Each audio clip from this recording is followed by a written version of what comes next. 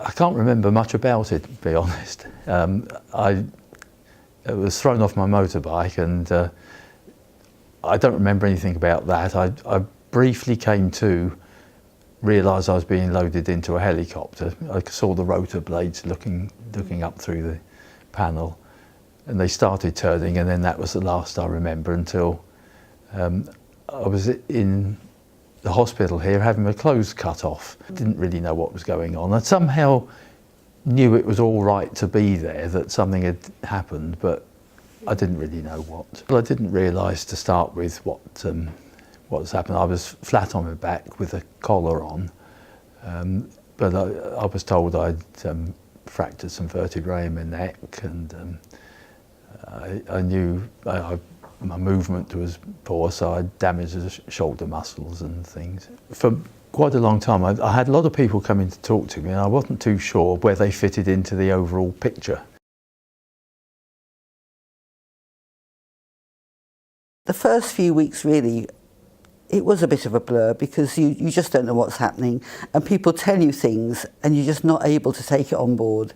So it was really once he started to make a bit of progress, once he started being able to sit up and eventually sort of move around, you could really take on board, really, yes, he's had a very lucky escape, but by then you were over the worst of it anyway. So I think the mind in some ways blocks things out. When somebody's had a major trauma and then they're at home, actually in some ways once they're home it's more stressful than when you're travelling backwards and forwards to the hospital. At least you know that when they're in the hospital they are being looked after, whereas when they're at home it's all down to you, and that is quite scary. I mean, there is that big fear once they're at home, and it's such a long way from Southmead that you feel as though you are on your own, and so it was very helpful that we had the contact with you, especially in that first weekend when he was having pains in his chest after having had the defibrillator fitted. And you know, I think he was scared, I was scared.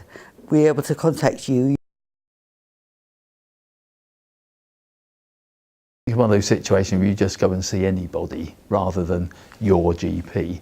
And I think the lack of continuity is that it'd be difficult to sort of pick up the threads and ask questions about you know, what had happened. Because all they know is that they got a sheet of paper with some information on, but no real knowledge of the person or what's going on. This spell in hospital was the first time I've stayed overnight since I was 15, so I've no knowledge of what goes on and what to expect.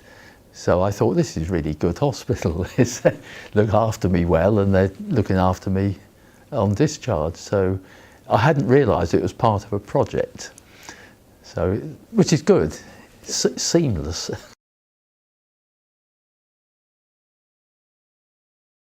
For me, the communication, the fact there was one person I could just send a quick message to, and you could do the running about for me. Can't put it any plainer than that.